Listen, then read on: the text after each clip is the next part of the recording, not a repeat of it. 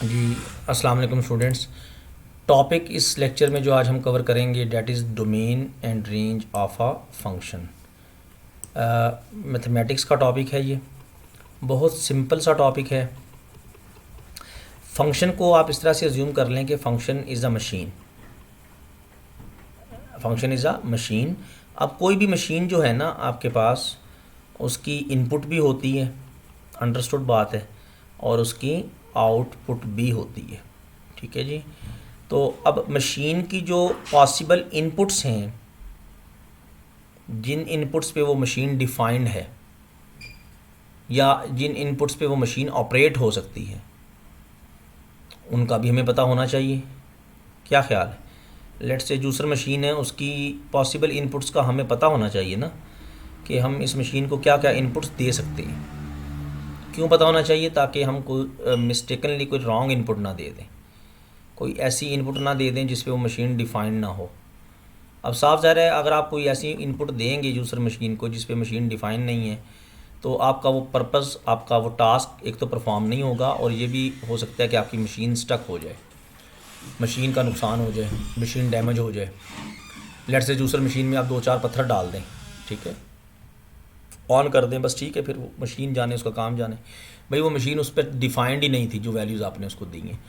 तो ये real life में ये कॉन्सेप्ट यूज़ होती हैं। ठीक है, फंक्शन इज़ अ मशीन। तो जनाब, मशीन की पॉसिबल इनपुट्स का आपको पता होना चाहिए। ओके। और मशीन की पॉसिबल आउटपुट्स का भी पता होना चाहिए। ये बोर्ड मैं यूज़ कर रहा हूँ। Let's say we can say that function is a machine. कोई भी मशीन रियल लाइफ में हो या मैथमेटिक्स की कोई मशीन हो, तो उस मशीन को हम फंक्शन कहेंगे। Function is a machine. तो इस मशीन की इनपुट्स जो हैं, पॉसिबल इनपुट्स, उन इनपुट्स को, सेट ऑफ इनपुट्स को जिसके लिए ये मशीन बनी है, जिस पे ये मशीन डिफाइंड है, जिन इनपुट्स पे को ये मशीन प्रोसेस कर सकती है, उन तमाम पॉसिबल इनपुट्स को हम डोमेन कहेंगे। और ये मशीन उन पॉसिबल इनपुट्स पे आपको आउटपुट क्या देगी। ठीक है जी, आउटपुट भी होगी ना इसकी। तो वो जो ऑल पॉसिबल आउटपुट्स हैं, set of all possible values, जो ये फंक्शन या ये मशीन आपको आउटपुट के तौर पे देगा, उसको हम कहेंगे इस मशीन की रेंज, इस फंक्शन की रेंज। कॉमन सेंस की बात है जी। आपको अपनी किसी भी मशीन की इनपुट्स का भी पता होना चाहिए और उसकी आउटपुट या आउटपुट्स का भी पता होना चाहिए। तो यही सेम कॉन्सेप्ट आपका जो रियल लाइफ में है, जैसे मैंने अभी आपको जूसर मशीन की एग्जांपल दी, उसकी इनपुट्स का पता होना चाहिए, ताकि आप कोई रॉन्ग इनपुट ना दे दें, कोई ऐसी इनपुट ना दे दें जिससे मशीन डिफाइंड ही नहीं है। और उसकी आउटपुट का भी पता होना चाहिए, या आउटपुट्स का भी पता होना चाहिए कि आउटपुट के तौर पे ये मशीन हमें क्या देगी। क्या देगी? जूसर मशीन जूस प्रोवाइड करेगी, शेक प्रोवाइड करेगी। आ, अब आपके पास किचन में लेट से 2-3 डिफरेंट मशीन्स पड़ी हैं। ग्राइंडर मशीन है, जूसर मशीन है। आपने मसाला ग्राइंड करना है, तो उठा के वो जूसर मशीन में डाल दें, फिर वो ग्राइंड हो गया। ठीक है जी, नहीं होगा ना, डेफिनेटली वो इस मशीन की आउटपुट ये नहीं है जो आप उससे रिक्वायर्ड कर रहे हैं। तो आपको पता होना चाहिए कि मुझे क्या आउटपुट चाहिए ये, और ये कौन सी मशीन मुझे ये आउटपुट देगी। साफ ज़ाहिर है, ग्राइंडिंग करनी है अपने मसाले की, तो आपको ग्राइंडर चाहिए। वो तभी आपको सेंस होगा इस चीज़ का जब आपको पता होगा कि फ़लाँ मशीन की फ़लाँ आउटपुट है। और इनपुट्स का भी पता होना चाहिए ताकि आप कोई रॉन्ग इनपुट ना दे सकें। आउटपुट का इसलिए पता होना चाहिए ताकि आपको अपनी एक्सपेक्टेड आउटपुट के अकॉर्डिंगली आप मशीन चूज़ कर सकें। अच्छा, अब ये तो हो गया कॉन्सेप्ट इनपुट और आउटपुट का। मैथमेटिक्स की बड़ी एक सिंपल सी एग्जांपल वो मैं आपके सामने आपसे शेयर करता हूँ। और ये बहुत ही सिंपल सा टॉपिक है जी, आसान सा टॉपिक है। कोई भी फंक्शन आपको गिवन हो मैथमेटिक्स में, उसकी आपने रेंज और डोमेन बतानी है। अच्छा, ठीक है जी, कैसे बताएंगे अभी देखते हैं। Let's say we have a function f of x equal to power x. It is a function. We are going to define its domain and range. कोई रॉकेट साइंस नहीं है इसमें। क्या बताना है कि किन वैल्यूज़ पे ये फंक्शन डिफाइंड है। जिन वैल्यूज़ पे ये फंक्शन डिफाइंड है वो वैल्यूज़ जो हैं वो इसकी डोमेन कहलाएंगी। मीन वो तमाम पॉसिबल वैल्यूज़ जो हम इस फंक्शन को प्रोवाइड कर सकते हैं, जिस पे ये फंक्शन वर्किंग कर सकता है।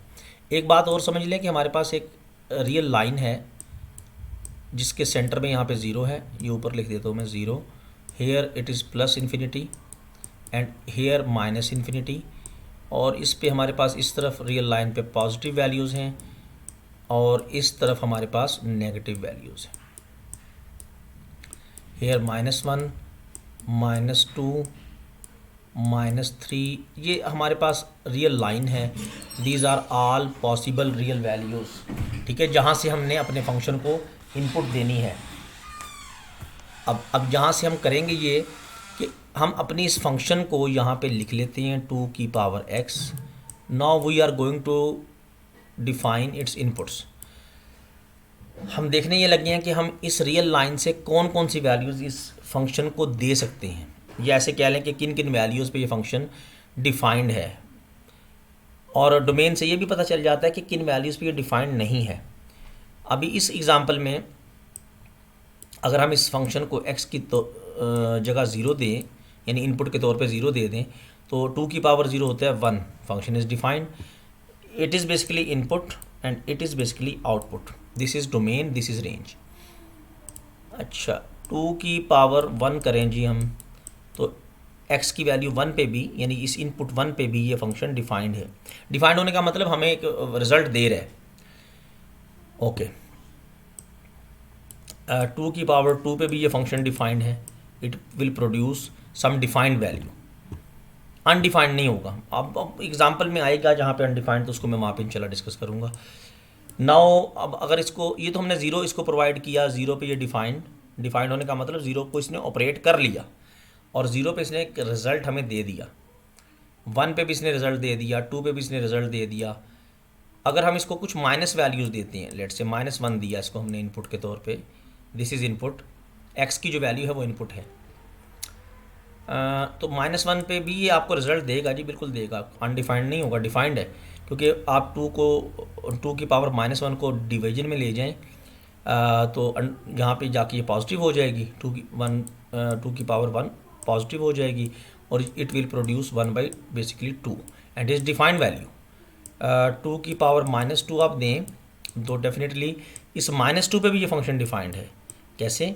इसको आप 2 की पावर -2 को डिवीजन में ले जाएं तो नीचे जाके ये 2 की पावर +2 हो जाएगी। This is basically +2 and it will become 1/4 और ये भी डिफाइंड आउटपुट है। तो ये फंक्शन जो है ना, इसका बिहेवियर ज़रा नोट करें। ये फंक्शन बड़ा इंटरेस्टिंग फंक्शन है, बड़ा ओबीडियंट फंक्शन है। ये इस कंप्लीट रियल लाइन पे डिफाइंड है। हमने इसको ज़ीरो प्रोवाइड किया, इसने हमें मायूस नहीं किया। प्रोवाइड ज़ीरो देने पे वैल्यू दे दी, रिज़ल्ट दे दिया, डिफाइंड वैल्यू दी। हमने इसको कुछ पॉजिटिव वैल्यूज़ दे के चेक कर लिया, आजमाया, इसने हमें हर पॉजिटिव वैल्यू पे रिस्पॉन्ड किया, output the, it is output range. हमने इसको कुछ नेगेटिव वैल्यूज़ पे चेक करके देखा तो इसने नेगेटिव वैल्यूज़ पे भी हमें रिस्पॉन्ड किया। मीन ये हर वैल्यू पे, कंप्लीट रियल लाइन पे हमें रिस्पॉन्ड कर रहा है। किसी वैल्यू पे अनडिफाइंड नहीं हो रहा, किसी वैल्यू पे ये हमें आयोटा वगैरह नहीं दे रहा, डिफाइंड वैल्यूज़ दे रहा है जो रियल लाइन पे डिफाइंड है। अच्छा, अब इट मीन्स कि इस फंक्शन की डोमेन जो है वो -इन्फिनिटी से +इन्फिनिटी तक है। मीन इस फंक्शन को हम कॉन्फिडेंस के साथ इस कंप्लीट रियल लाइन पे मौजूद कोई भी वैल्यू इनपुट के तौर पे दे सकते हैं। ये हमें हर वैल्यू पे रिस्पॉन्ड करेगा, किसी वैल्यू पे ये अनडिफाइंड नहीं होगा। हर वैल्यू पे कोई ना कोई ये डिफाइंड वैल्यू हमें प्रोवाइड करेगा। तो its domain is -infinity to +infinity. ये जो स्मॉल ब्रैकेट होती है, करली ब्रैकेट, इसका मतलब ये होता है कि ये जो वैल्यू है it is not included in domain. -Infinity तो वैसे भी इनपुट के तौर पे हम नहीं देते, ना पॉजिटिव इन्फिनिटी देते हैं। इसके दरमियान जितनी वैल्यूज़ हैं, -इन्फिनिटी से +इन्फिनिटी के दरमियान जितनी वैल्यूज़ हैं, तमाम वैल्यूज़ पे ये आपको वेलकम करेगा। ये फंक्शन हर वैल्यू पे आपको रिजल्ट देगा और डिफाइंड रिजल्ट देगा। तो डोमेन चेक करने के लिए हम कुछ रैंडम वैल्यूज़ हमने देखी। अच्छा, हर क्वेश्चन में थोड़ा सा चेंज आएगा। इसके बाद इंशाल्लाह नेक्स्ट लेक्चर में कुछ क्वेश्चंस मैं आपके साथ शेयर करूंगा, फिर कुछ चीज़ें मैं कंक्लूड करूंगा। ठीक है, अभी जस्ट ऑब्जर्व करें।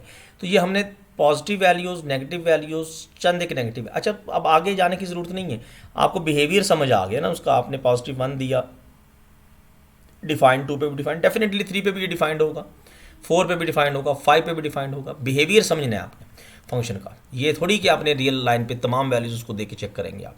इसी तरह कुछ नेगेटिव वैल्यूज़ दे के हमने देख लिया, -1 पे भी इसने रिस्पॉन्ड कर दिया, -2 पे भी। अब हर नेगेटिव वैल्यू भी भाई ये करेगा, यही करेगा कि इसको डिवीजन में ले जाएंगे आप और सॉल्व कर लेंगे। हर नेगेटिव वैल्यू पे डिफाइंड है, हर पॉजिटिव वैल्यू पे डिफाइंड है, 0 पे भी डिफाइंड है। ये तो होगी इसकी डोमेन, यानी -∞ से +∞ तक कोई भी वैल्यू आप इसको दे सकते हैं। अब आते हैं रेंज की तरफ। रेंज होती है जनाब आपकी पॉसिबल आउटपुट्स जो उस फंक्शन ने आपको प्रोवाइड करनी है। ये मशीन जो है ना, वेरी इंटरेस्टिंगली, ये मशीन आपको आउटपुट के तौर पे कभी भी नेगेटिव वैल्यू प्रोवाइड नहीं करेगी। आप इसको पॉजिटिव वैल्यू देंगे तो पॉजिटिव पे तो ये पॉजिटिव ही देगी रिजल्ट, नेगेटिव को भी पॉजिटिव कर रही है, डिवीजन में ले जाके आप उसको सॉल्व कर रहे हैं।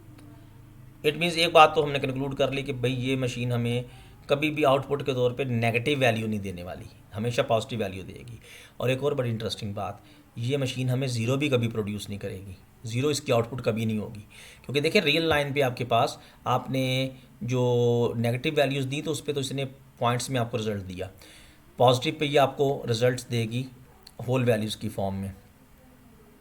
अब ज़ीरो इसमें रह जाता है, ज़ीरो दिया तो इसने ज़ीरो पे भी ज़ीरो तो नहीं दिया ना, 2 की पावर 0 तो 1 होता है। इट मीन्स कि आपके पास ये मशीन कभी भी आउटपुट के तौर पे ज़ीरो प्रोवाइड नहीं करेगी, ज़ीरो से ग्रेटर वैल्यूज़ प्रोवाइड करेगी, 1 2 3 4 5 1.5 1.6 1.7। कोई नेगेटिव वैल्यू भी प्रोवाइड नहीं करेगी, जो मर्ज़ी करके देख लें आप, नेगेटिव देंगे उसको भी पॉजिटिव बना देगी। क्योंकि उसको हम 2 की पावर -1 जब होगा या 2 की पावर -2 जब होगा तो उसको हम डिवीजन में लेके जाएंगे और सॉल्व कर लेंगे। तो इसकी रेंज हम कैसे लिखेंगे जी? Range is 0 to +∞, but 0 is not included. अच्छा, रेंज एक ही तरह से नहीं लिखी जाती, मुख्तलिफ वेज हैं रेंज लिखने के। इसी बात को हम इस तरह से भी एक्सप्लेन कर सकते हैं कि हम कह दें जी 1 से लेकर +∞। अब 1 के साथ मैंने ये स्क्वायर ब्रैकेट डाल दी। इस स्क्वायर ब्रैकेट का मतलब है कि this 1 is included in range, output में 1 इंक्लूडेड है। 0 के साथ ये जो स्मॉल ब्रैकेट है, करली ब्रैकेट है, इट मीन्स के 0 इज़ नॉट इंक्लूडेड। मीन इस फंक्शन की जो डोमेन रेंज है वो क्या है? Greater than zero, greater than zero. ठीक है, अगर इस फंक्शन को मैं कह दूं कि it is equal to y, then इसकी रेंज जो है ना बच्चे, ये भी हम कह सकते हैं कि y is greater than zero. ठीक है, इस तरह से भी आप इसको लिख सकते हैं, this is the range. And इस तरह से भी लिख सकते हैं कि जी इसकी रेंज क्या है? 1 से लेके all positive values starting from 1, starting from 1। 0 इसकी आउटपुट नहीं आएगी, आप चेक कर सकते हैं।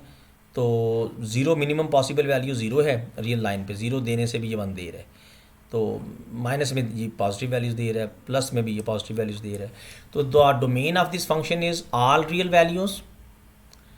कोई सी भी रियल वैल्यू आप इसको दें रियल लाइन पे, 0 दें, कोई पॉजिटिव वैल्यू दें, नेगेटिव वैल्यू दें, सब वैल्यूज़ पे डिफाइंड है ये। डिफाइंड मीन हर वैल्यू को ऑपरेट करेगा, हर वैल्यू पे आपको डिफाइंड रिजल्ट देगा।